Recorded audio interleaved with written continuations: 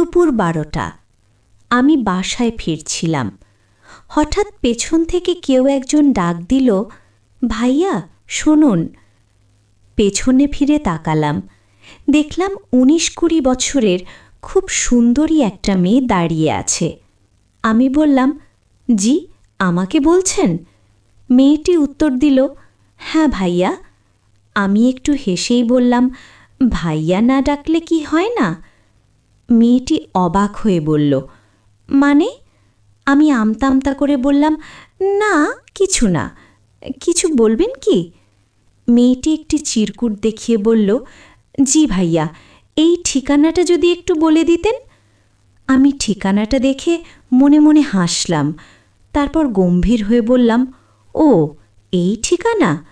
আপনি প্রথমে এই রাস্তা দিয়ে 2 মিনিট হাঁটবেন, তারপর দেখবেন বাঁয়ে একটা রাস্তা গেছে, ডানে একটা রাস্তা গেছে।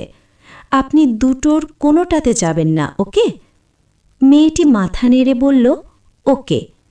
আমি আবার বললাম, আপনি একদম সোজা যাবেন। মেয়েটি বলল, তারপর? আমি বললাম, তারপর কিছু দূরে একটা বড় গাছ পাবেন। ওই গাছের ডান দিক দিয়ে একটা রাস্তা গেছে। আপনি ওই রাস্তা দিয়ে 3 মিনিট হাঁটবেন। মেয়েটি জিজ্ঞেস করল, ওই জায়গাতেই কি এই বাসাটা? আমি উত্তর দিলাম, আরে না, আগে বলতে তো দিন। আমি আবার শুরু করলাম, 3 মিনিট হাঁটার পর একটা দোকান দেখতে পাবেন। ওই দোকানের উত্তর দিকে একটা রাস্তা গেছে। মেয়েটি মাঝপথেই বলে উঠল, ওই রাস্তা দিয়ে গেলেই হবে? আমি বললাম, আরে না, ওই রাস্তায় যাওয়ার পর বাম দিকে একটা রাস্তা পাবেন, সেই রাস্তা দিয়ে 5 মিনিট হাঁটলেই পেয়ে যাবেন আমার বাসা। মেয়েটি এবার প্রচণ্ড রেগে গেল। বলল, আমি আপনার ঠিকানা চাইনি, চেনেন না যখন তখন হুদাই মানুষের সময় নষ্ট করেন কেন? কথাটা বলেই মেয়েটি গটগট করে সামনের দিকে চলে গেল। আমি পেছন থেকে ডাকলাম, আরে শুনুন তো আগে। কিন্তু সে আর ফিরেও তাকালো না।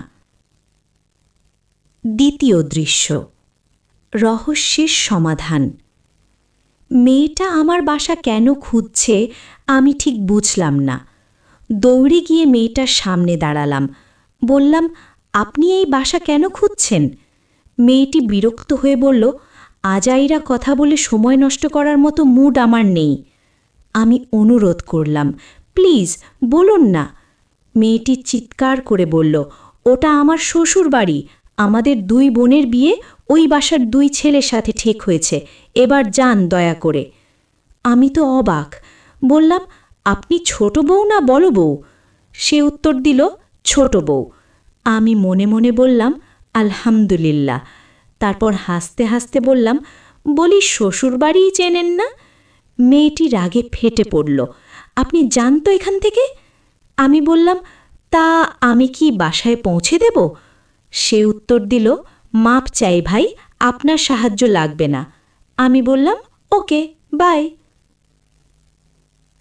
তৃতীয় দৃশ্য, বাড়ির ড্রয়িং রুম। এখন দুপুর 2:30। খাওয়া দাওয়া শেষ করে শুয়ে শুয়ে ফেসবুক চালাচ্ছি। হঠাৎ ভাবি ডাক দিলেন, জিদ্দাদুর, এদিকে একটু আসো তো। আমি গেলাম। বললাম, কিভাবে বলো? ভাবি হাসি মুখে বললেন, আমার ছোট বোন এসেছে। আমি বললাম, ও তাই? ভাবি বললেন, আসো এদিকে।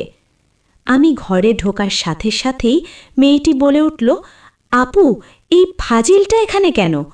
ভাবি অবাক হয়ে বললেন, কে? মেয়েটি আমার দিকে আঙুল তুলে বলল, তোমার পাশে যে দাঁড়িয়ে আছে। ভাবি এবার হো হো করে হেসে উঠলেন। বললেন, ওইটা তো আমার দেওর। মেয়েটি হাঁ করে আমার দিকে তাকিয়ে রইল। আমি একটু দুষ্টুমি করে বললাম, কেমন আছো নৌ? ভাবি চমকে উঠলেন, কি? আমি বললাম, না কিছু না। ভাবি খোঁচা দিয়ে বললেন, তুমি কিন্তু বউ বলেছ জিদ্দাদুর, আমি শুনেছি। আমি বললাম, আপনার বোনকে জিজ্ঞেস করেন ভাবি। ভাবি জিজ্ঞেস করলেন, কি রে, ও কি বলে? মেয়েটি লজ্জা পেয়ে মাথা নিচু করে বলল, না মানে রাস্তায় এমন এমন হয়েছিল, আমি রাগে বলেছিলাম যে আমি ওই বাড়ির ছোট বউ। আমি কি জানতাম যে এটাই ওনাদের বাসা? ভাবি সব শুনে মুচকি হাসলেন, বললেন, বুঝতে পেরেছি।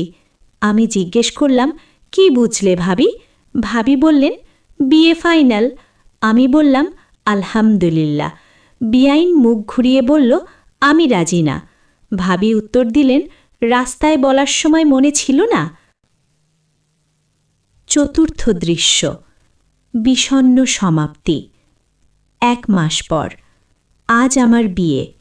বর সেজে গেলাম শ্বশুর বাড়িতে। কাজী সাহেব এলেন।